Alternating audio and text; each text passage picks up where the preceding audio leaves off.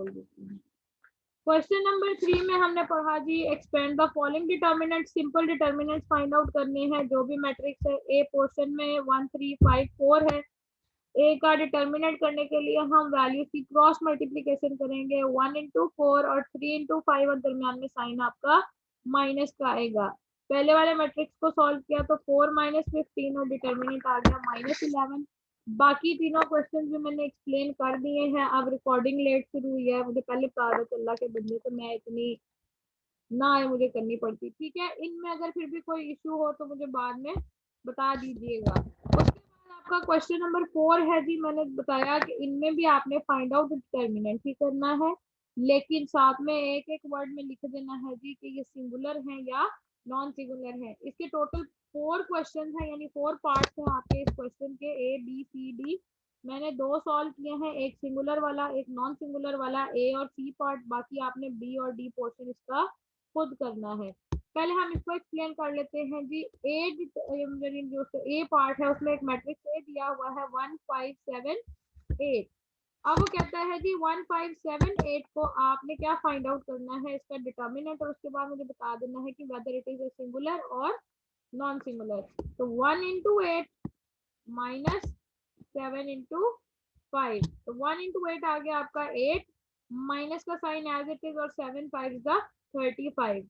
मैंने कल भी समझाया था साइन हमेशा बड़ी वैल्यू का, तो 35 के साथ माइनस है साइन बड़ी वैल्यू वाला, और प्लस माइनस माइनस, तो -27 आपका आंसर आया। ये चूंकि 0 के इक्वल नहीं है इसीलिए ये आपका मैट्रिक्स नॉन सिंगुलर कहलाएगा। मैंने दोबारा बोल रही हूँ कि ऐसा मैट्रिक्स जिसका डिटर्मिनेंट 0 होगा उसको आपका सिंगुलर मैट्रिक्स कहा जाएगा, और ऐसा मैट्रिक्स जिसका डिटर्मिनेंट 0 से बड़ा या 0 से छोटा यानी अदर देन 0 होगा वो आपका नॉन सिंगुलर होगा। अब सी पोर्शन में भी इसी तरह है जी, -50 5 2 एंड 1/5। क्रॉस मल्टीप्लीकेशन होगी जी आपकी 50 इंटू 1/5 की और 5 इंटू -2 की। तो 50 इंटू 1/5 जब करेंगे तो 1/5 डिवाइड हो रहा है, यानी 5 उसके साथ डिवाइड हो सकता है पूरी वैल्यू के साथ, तो 5 1 5 और 5 10 50। तो ये आ गया -10 into 1 is equal to -10, minus का साइन एज इट इज, और ये 5 2 -10, ब्रैकेट में भी माइनस है, ये वाला शुरू में भी माइनस है। अब ये वाला माइनस इसके साथ मल्टीप्लाई होके क्या हो जाएगा प्लस, तो -10 प्लस 10 इज इक्वल टू 0, यानी जिसका डिटर्मिनेंट इक्वल टू 0 होगा तो हम कह देंगे जी कि ये वाला जो सी है, सी इज अ सिंगुलर मैट्रिक्स। जी यहाँ तक कोई प्रॉब्लम? सिंपल, हमने डिटर्मिनेंट फाइंड आउट करने हैं, जो 0 के इक्वल आएगा उसको कह देना जी कि ये सिंगुलर है, जो 0 के अलावा आएगी कोई भी वैल्यू तो हम कह देंगे कि जी के ये नॉन सिंगुलर मैट्रिक्स है। हाँ जी, इसमें किसी को कोई प्रॉब्लम इस क्वेश्चन में? No ma'am. ठीक है जी, अजान के लिए थोड़ा ब्रेक लें फिर अभी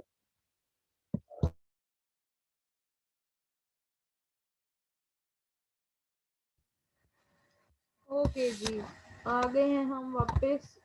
उसके बाद आपका क्वेश्चन नंबर 6 है जी, find the value of lambda from a matrix 2 -3 4 lambda if it is a singular matrix। गया भाई, ये रहा। इसमें वो कह रहा है जी आपने इस लैम्बडा की वैल्यू फाइंड आउट कर देनी है if it is a singular matrix. तो मैंने कहा था जी हमेशा उस मैट्रिक्स को इक्वल टू 0 रखें और उसका डिटर्मिनेंट फाइंड आउट कर दें। यहाँ पे भी डिटर्मिनेंट फाइंड आउट क्या करेंगे जी हम, करते हुए 2 इंटू लैम्बडा और -3 इंटू 4 या 4 इंटू -3 जैसे मर्जी आप लिख दे, दरमियान में माइनस का sign. 2 into lambda is equal to 2 lambda, minus का साइन एज इट इज, और 3 4 12 यानी -12 आपका इधर आ जाएगा। एक मिनट रुकिए जी, ये चैट में क्या मुझे कुछ कहना चाह रहे हैं।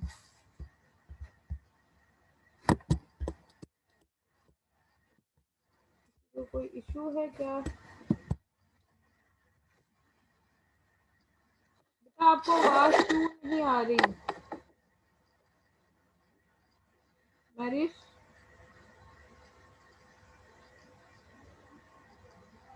अब आ रही है आवाज मेरी?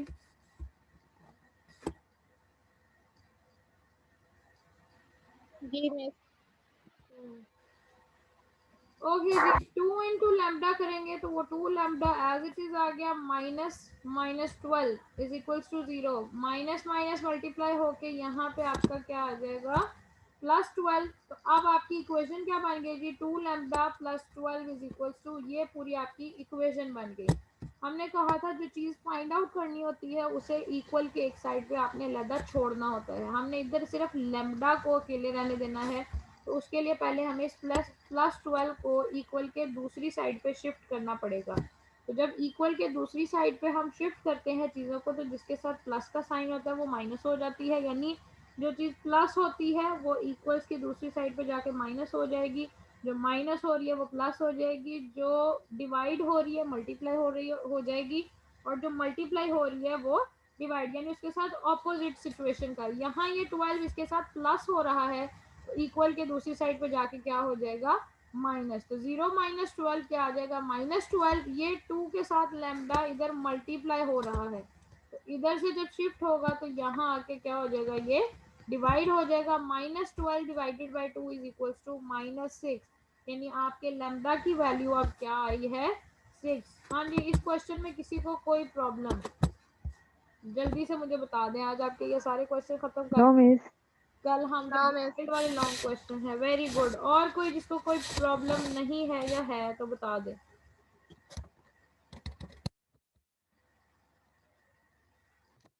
Very good. क्वेश्चन नंबर 7 पे आ गए हैं जी हम। आपका नेक्स्ट क्वेश्चन है, वो कहते हैं जी find the adjoint of each of the following matrix. अब बहुत सिंपल है, आपका ये जो प्रिंसिपल डायगोनल है जिसको हम कहते हैं जी, एक मिनट मुझे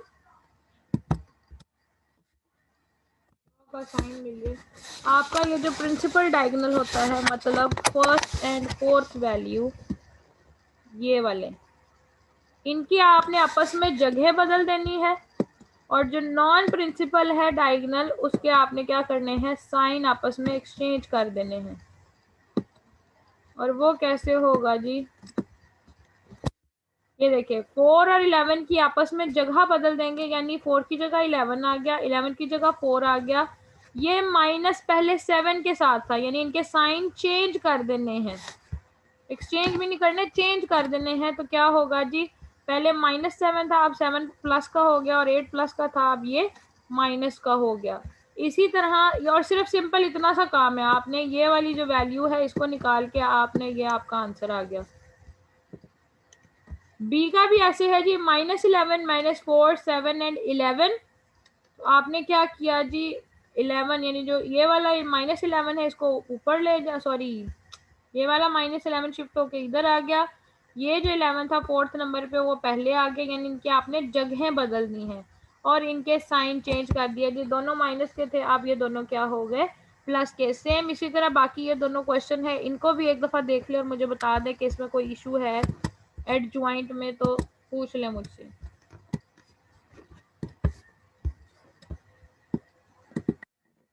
जी एडजॉइंट के पॉइंट में किसी को कोई प्रॉब्लम? No miss.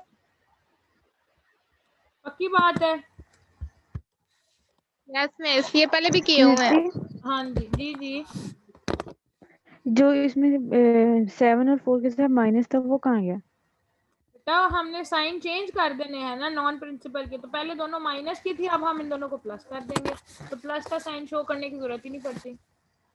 अगर आपको नहीं समझ आ रही तो इनके साथ प्लस का साइन लगा ले, ताकि आपको पता चल जाए कि ये जो नॉन प्रिंसिपल डायगोनल की वैल्यूज है, हमने इधर भी तो यही किया है, जिस यानी जो जो वैल्यूज है उनके साइन चेंज कर दिए। पहले -7 के साथ माइनस था, अब इधर 7 के साथ प्लस हो गया पहले वाले में, और इधर 8 के साथ प्लस था, उसको चेंज करके माइनस कर दिया।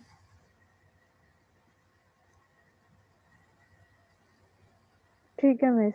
ठीक है। ठीक है। इसी तरह इन दोनों के साथ माइनस था, इनके साइन चेंज करेंगे तो ये दोनों ही प्लस हो जाएंगे। थर्ड वाले क्वेश्चन में भी देख लो, उसमें 4 और 11 की आपस में जगह ट्रांसफर करनी है, यानी 11 फर्स्ट नंबर पे आ गया, 4 फोर्थ नंबर पे चला गया या लास्ट पे चला गया। 8 और 3 दोनों प्लस के हैं, अब इन दोनों के साइन चेंज करेंगे तो दोनों ही माइनस हो जाएंगे। ठीक है ओके मिस।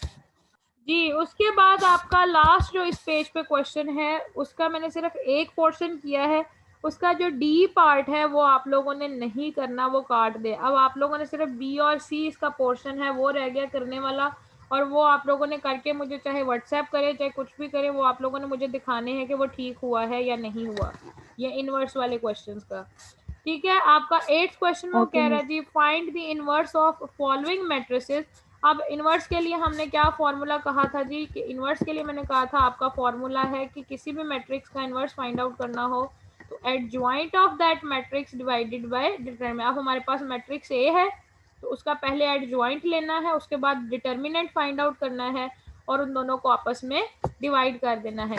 अच्छा, आप लोगों ने ये क्वेश्चन बिल्कुल ऐसे करना है, यहाँ आपने ये फॉर्मूला सॉल्व करना है, इसकी साइड पे जहाँ पेपर की इधर एक्स, इसको रफ वर्क नहीं है, ये आपका नीट वर्क है, लेकिन इसको आपने हमेशा एक साइड पे ऐसे करना है, दरमियान में लाइन लगाएं, एक साइड पे उसका डिटर्मिनेंट फाइंड आउट करें और दूसरी साइड पे उसका एडजॉइंट। बच्चे पता क्या करते हैं, पहले एडजॉइंट फाइंड आउट करते हैं और फिर इस एडजॉइंट वाले मैट्रिक्स का ये डिटर्मिनेंट निकालते हैं, उसकी वजह से सारा क्वेश्चन गलत हो जाता है। इसीलिए कह रही हूँ पहले इस मैट्रिक्स का डिटर्मिनेंट निकाल ले इसी वाले का, फिर इसी मैट्रिक्स का आपने एडजॉइंट लेना है।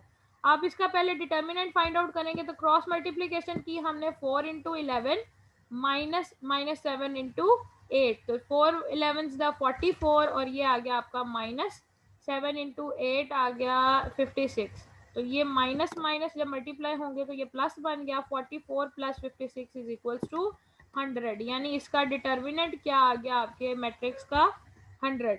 अब दूसरी चीज जो हमें, यानी हमने ये वाला पोर्शन फाइंड आउट कर लिया, अब हमने क्या करना है, एडजॉइंट फाइंड आउट करना है। तो मैट्रिक्स को एज इट इज लिखा 4 माइनस 7 8 11, एडजॉइंट करते हुए हमने क्या करना है जी, इन प्रिंसिपल डायगोनल वाली वैल्यूज की अभी पीछे ही हमने क्वेश्चन किए हैं, इनकी आपस में जगह बदल देनी है और इनके साइन चेंज कर देने हैं। तो हमने क्या किया जी, 11 को फर्स्ट प्लेस पे ले आए और 4 को लास्ट पे ले गए, 7 के साथ माइनस था उसे प्लस कर दिया और 8 के साथ प्लस था उसको माइनस कर दिया।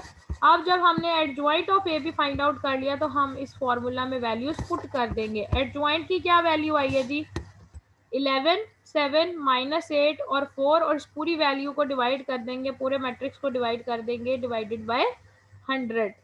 अब इस पूरे मैट्रिक्स के नीचे जब डिवाइडर या आपके जो डिनोमिनेटर में 100 होगा तो उसका मतलब ये है जी कि इस 100 ने बारी बारी सब वैल्यूज के साथ क्या होना है, डिवाइड होना है।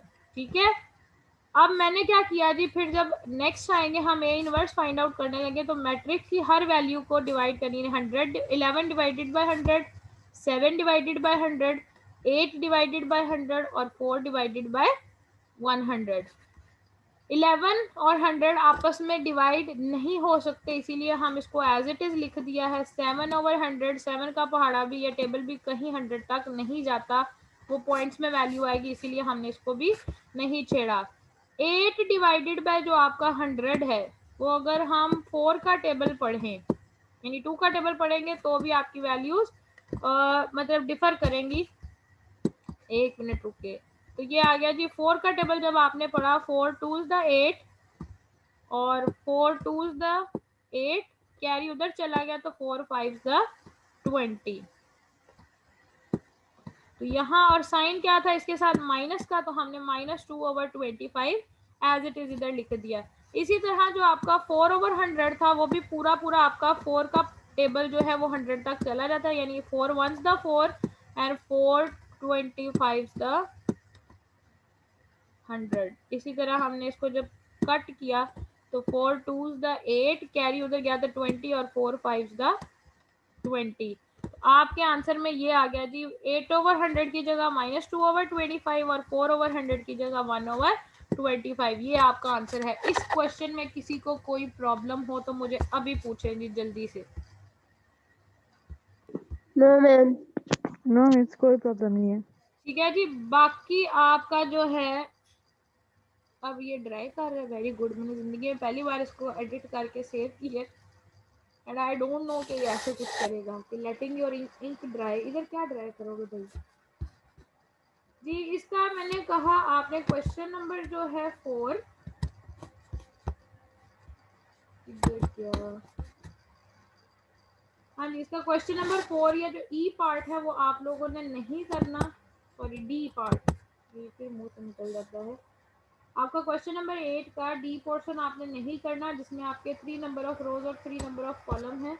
बाकी आपने इसका बी और सी पोर्शन कर लेना है, और बाकी के जितने क्वेश्चन रह गए हैं आप लोगों ने वो भी करने हैं। मैंने आपका एक पोर्शन पूरे का पूरा सॉल्व कर दिया है एट जॉइंट वाला, ठीक है।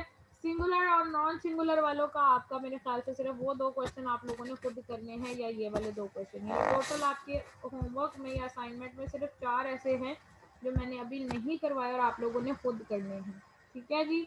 इसके अलावा कोई प्रॉब्लम आज के लेक्चर में हो तो मुझे अभी पूछ लें।